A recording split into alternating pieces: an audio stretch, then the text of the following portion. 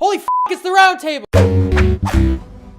Welcome back to the Roundtable. I'm RetroNemo, and my boss bullies me at work. We got some big news today. Remember a few months ago when we reported that Disney actually is having its own streaming service? Well, it seems like that hasn't really gone away, because news came out recently that Disney's planning some original series for this unnamed streaming service. One of the series in development is a television adaptation of Monsters, Inc.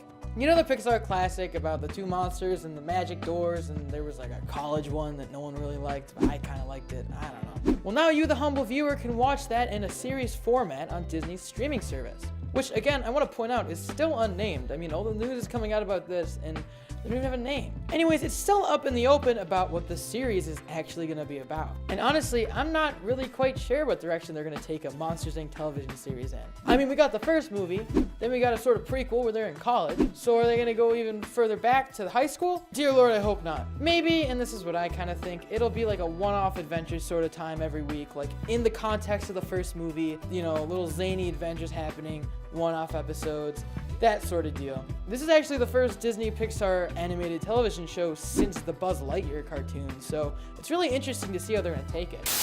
I just remembered that they did the Cars Tomato Tales. I don't know if that technically counts as a TV show, but I might have been wrong on my earlier comment. Still, I don't think that's the most memorable true-to-form Disney Pixar collaboration you should really be focusing on when you're looking back on it. They were really just bumpers. I kind of always tuned out. I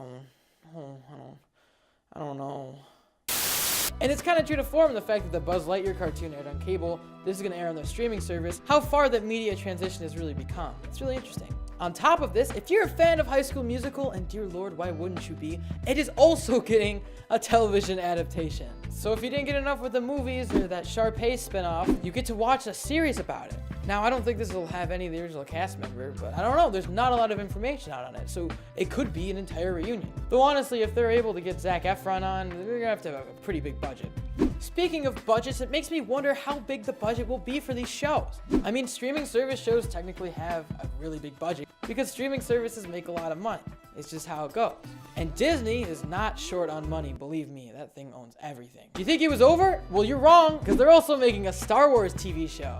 A live-action Star Wars TV show. We're not talking about cartoons no more, we're talking about real-life actors on a set. Like, you know, the movies, but in a television show form. This will be the first Star Wars live-action TV show, I'm pretty sure. I don't know, don't source me on that. Josh, if I'm right, put a little arrow on the screen. Which leads me back to the budget, because again, if it doesn't have a big budget, a live-action Star Wars show would probably suck. But the fact that they're even doing Star Wars means they're probably going to throw a lot of money at it, so I don't know. I think we're going to see some pretty big stuff coming from the streaming service. Even though it doesn't have a name, we don't know what it is. If this succeeds, will they make other Disney Pixar movies into TV shows? Will we get a Mulan TV show? Will we get a WALL-E TV show? How boring would that be? I mean, I don't know, it'll be a little boring. I don't want to shit on WALL-E. Either way, this is exciting news because, first of all, I don't have a point. I just started talking without a point. This is my new script.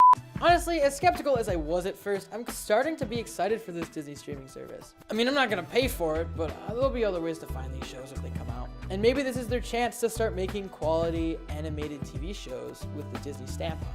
Either way, it's going to be a fun experiment, it's going to be exciting, and you're getting a Monsters, Inc. TV show, which is pretty cool. Are you excited? Let us know in the comments down below. Are you not excited? Also tell us if that's the case. If you want my Roundtable, tweet to me personally at RetroNemo or at Roundtable Vids with our Instagram and Facebook under the same name.